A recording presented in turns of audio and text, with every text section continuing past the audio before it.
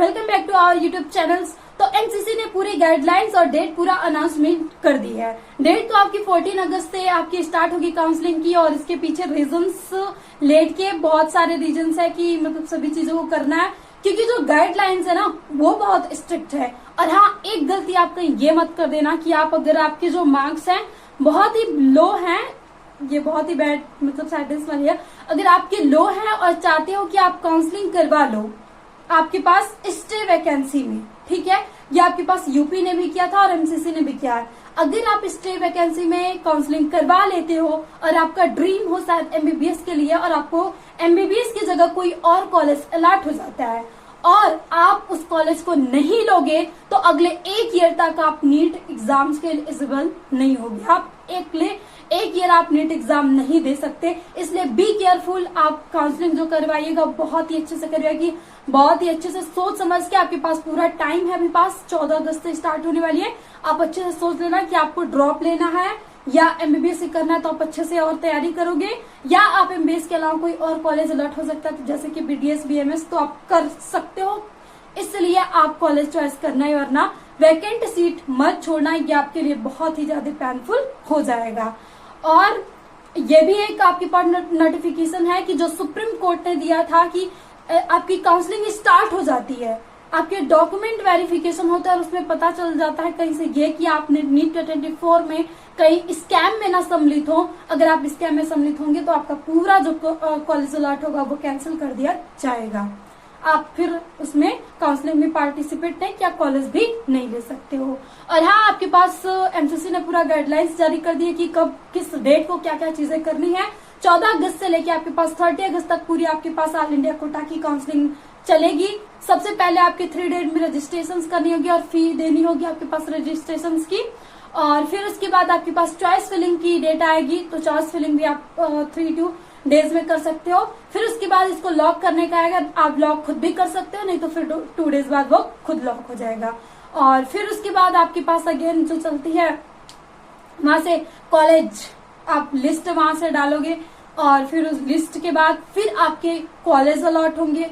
फिर रिजल्ट्स मतलब वही कि किस किस को कौन कौन सा कॉलेज अलॉट हुआ है पूरी लिस्ट जारी होगी। और एक बार अगर लिस्ट जारी हो जाएगी तब आपको फिर जाके वहां पे पूरा टाइम देगा कि उतने 3 डे में आपको जाके वहां पे जिस कॉलेज में आपको अलॉटमेंट मिली है अलॉटमेंट लेटर डाउनलोड करके आपके पूरा जाके वेरिफिकेशन करना होगा।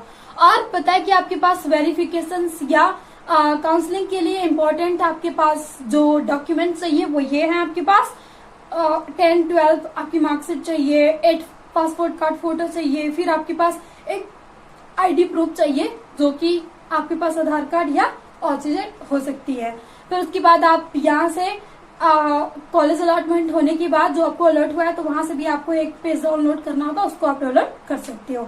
और फिर अगर आपने सेकेंड ड्रॉप में कॉलेज लिया है तो आपको गैप सर्टिफिकेट भी बनवाना पड़ेगा। तो आपको गैप सर्टिफिकेट बहुत आसानी से बन जाएगा।